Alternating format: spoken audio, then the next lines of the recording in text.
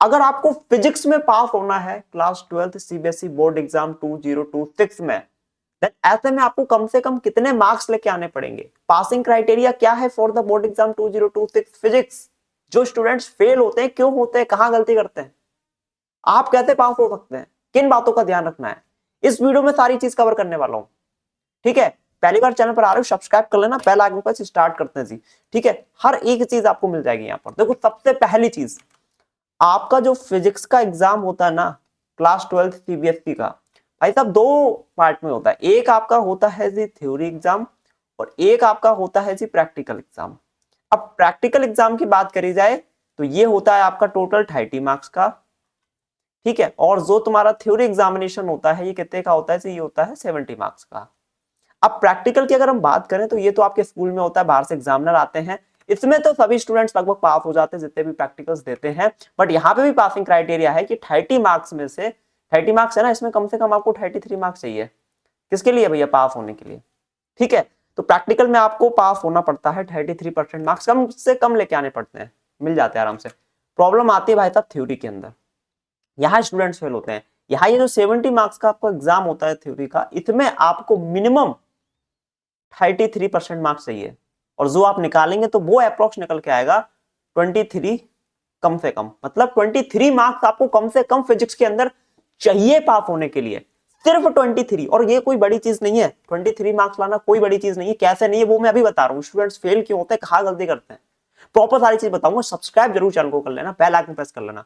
ठीक है, देखो जी यहाँ पर आपका एक चैप्टर है जी सेमीकंडक्टर, इजी चैप्टर है, टोटल 7 नंबर का आता है। तो भाई मैं हर एक स्टूडेंट को बोलता हूँ सबसे पहले तुम ये निपटा दो, 7 नंबर का सेमीकंडक्टर आता है। उसके बाद ये आपके 3 चैप्टर है, electric charges and fields, electrostatic potential and capacitance, current electricity. ये 3 चैप्टर आ रहे हैं 16 नंबर के।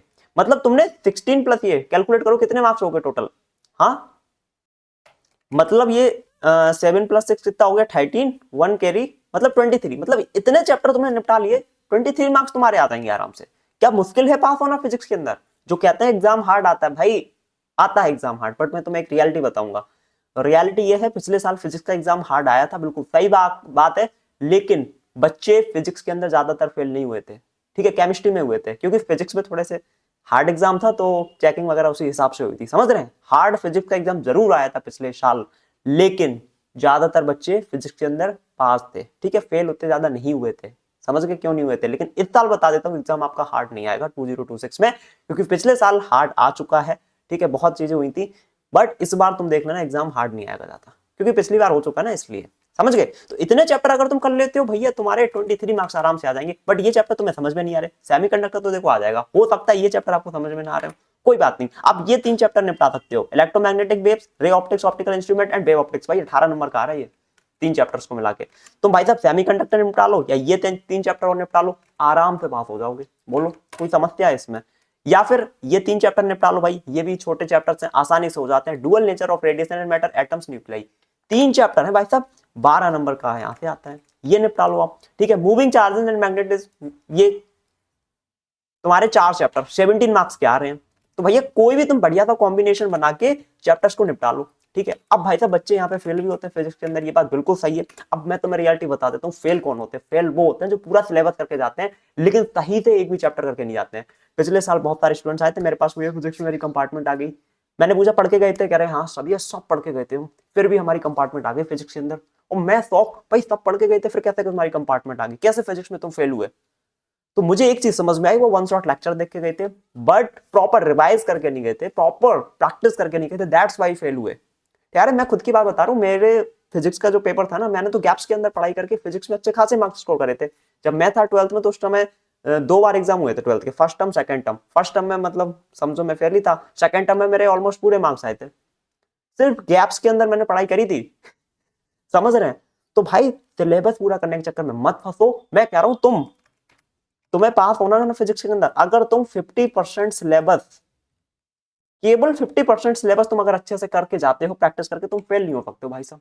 ठीक है, लेकिन अच्छे से भैया प्रॉपर इसका रिवीजन भी कर लो, समय कम है मेरे को पता है, पीवाईक्यू वगैरह कर लो, तो भैया तुम आराम से पास हो जाओगे फिजिक्स के अंदर।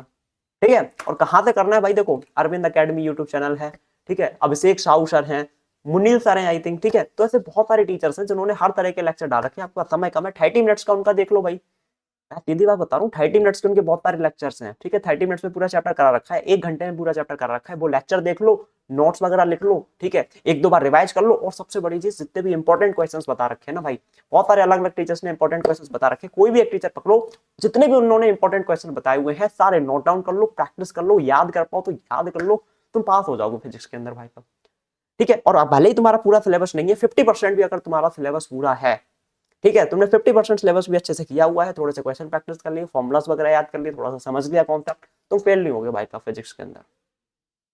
और एग्जाम हार्ड आता है, ये चीज दिमाग से निकाल दो, पिछली साल आया था एग्जाम हार्ड, लेकिन उस हिसाब से फिर चेकिंग भी हुई थी, हार्ड आया था इसलिए, ठीक है। तो तुम ये दिमाग से निकालो, फिजिक्स एग्जाम हार्ड आता है भैया, नहीं इस बार तो हार्ड नहीं आएगा, इतना मैं बता रहा हूँ, बढ़िया टेंशन फ्री होकर आप तैयारी करो, ठीक है। बाकी जिन्हें डर लग रहा है फिजिक्स के अंदर, भैया क्या होगा फिजिक्स के अंदर, वही दिक्कत है, मेरे पास बहुत सारे मैथ जा रहे हैं भैया, डर लग रहा है, डर लग रहा है, डर लग रहा है, उसके लिए अगली वीडियो आपके लिए बहुत जल्द आएगी, ठीक है। आप हर्षद की पढ़ाई को सब्सक्राइब कर लो, बेल आइकन प्रेस कर लो, ठीक है। और आगे केमिस्ट्री वगैरह के लिए भी मैं लेक्चर्स यहाँ पर अपलोड करने वाला हूँ, इंपॉर्टेंट क्वेश्चंस वगैरह, ठीक है। चलिए इस वीडियो में इतना ही, पसंद आई हो लाइक करें, चैनल को सब्सक्राइब, साथ ही बेल आइकन प्रेस, मिलते हैं एक और नई वीडियो में, तब तक ले जय हिंद, बंदे